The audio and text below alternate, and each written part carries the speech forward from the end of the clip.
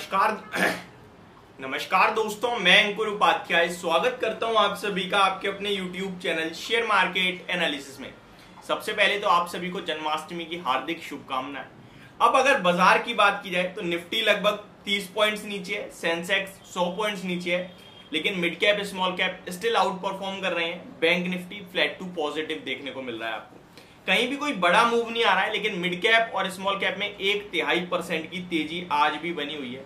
यहाँ पे कोई भी गिरावट के संकेत, प्रॉफिट बुकिंग के संकेत नहीं आ रहे हैं, लेकिन हम आप सभी के साथ कंटिन्यू डिस्क्लेमर, कंटिन्यू अलर्ट कर रहे हैं कि भैया यहाँ थोड़ा सावधान रहना है फ्रेश कैपिटल लगाने के लिए, फ्रेश कैपिटल डिप्लॉय करने के लिए। ऑलरेडी निवेशित हो तो अपने प्रॉफिट को केवल प्रोटेक्ट करना है आपको, इससे ज्यादा कुछ नहीं। प्रॉफिट को प्रोटेक्ट कैसे कर सकते हैं? प्रॉफिट को प्रोटेक्ट कर सकते हैं ट्रेलिंग एसएल के साथ। आप जैसे 100 रुपए पे है चीज, अभी आपने 95 का एसएल रख दिया, 105 की हो गई, आप ऊपर 99 का लेके आ गए, 110 की हो गई, आप 105 पे लेके आ गए, 104 पे। इस तरीके से आप ट्रेल करेंगे, ना कि आप जिस भाव पे बेचोगे। बेचना नहीं है, कितना ऊपर जाएगा आपको मुझे नहीं पता है, केवल हम ट्रेल करेंगे अपनी पोजीशन को। अब पहले मैं बाजार के बारे में बताऊं, उससे पहले आपको कल अमेरिका में कुछ बड़ा होता हुआ दिख रहा है वो बताना चाहूंगा। अमेरिका के बाजार में कल आपने डाउ जोन्स लगभग 198 पॉइंट्स की गिरावट देखी है। डाउ जोन्स में ऑलमोस्ट 200 पॉइंट्स नीचे हो गए हैं। नेस्डेक इंडेक्स में 1% की गिरावट थी, लगभग 148 पॉइंट्स की गिरावट।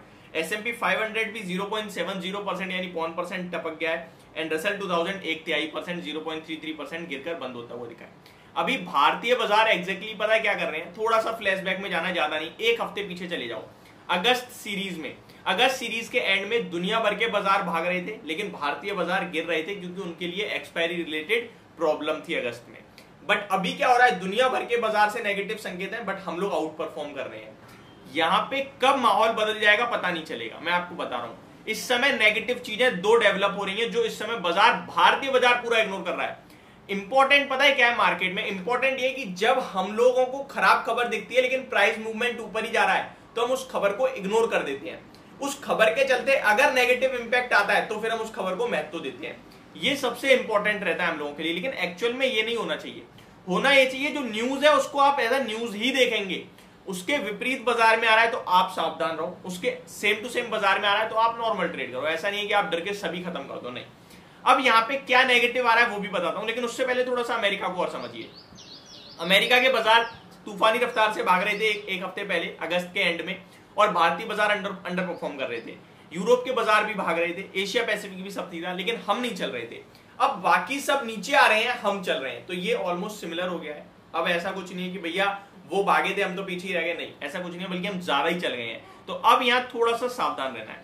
अब नेगेटिव चीज बताता हूं। पहला डॉलर इंडेक्स और दूसरा कच्चा तेल। कच्चा तेल $90 के पार ट्रेड करने लगा है आपके लिए, और कच्चा तेल एक ऐसी बीमारी है भारत के लिए जो अभी तक तो सॉल्व हुई नहीं है। मैं आपको बता रहा हूं, भारत के इन्फ्लेशन पे डायरेक्ट इंपैक्ट पड़ता है कच्चे तेल से। कितनी कंपनियां इंपैक्ट खाएंगी इससे? हर चीज में कच्चे तेल का प्रयोग हो रहा है, हर चीज में। FMCG में तो पूरा ही, मतलब एक तरीके से आप समझ लो बहुत बड़ा इंपैक्ट होता है। पेंट कंपनियों में भी होता है, टायर कंपनियों में भी होता है, खाने पीने में, जैसा कि मैंने बोला FMCG में। तो कच्चा तेल एक अपने आप में बहुत बड़ा रॉ मटेरियल है भारत देश के लिए, और यहाँ पे हमारी डिपेंडेंसी बहुत ज्यादा है दूसरों के ऊपर। इसी के चलते कच्चे तेल की वजह से हमारे भारत में 75% इन्फ्लेशन बढ़ जाता है। केवल भारत में ही नहीं, दुनिया भर में इन्फ्लेशन बढ़ सकता है। अब ये कच्चा तेल ऊपर जा क्यों रहा है? देखिए, सऊदी ने 10 लाख बैरल की पर डे की कटौती कर दी है, अनाउंस। पहले भी ये अनाउंसमेंट थी, लेकिन सितंबर तक थी, अभी दिसंबर तक कर दी है।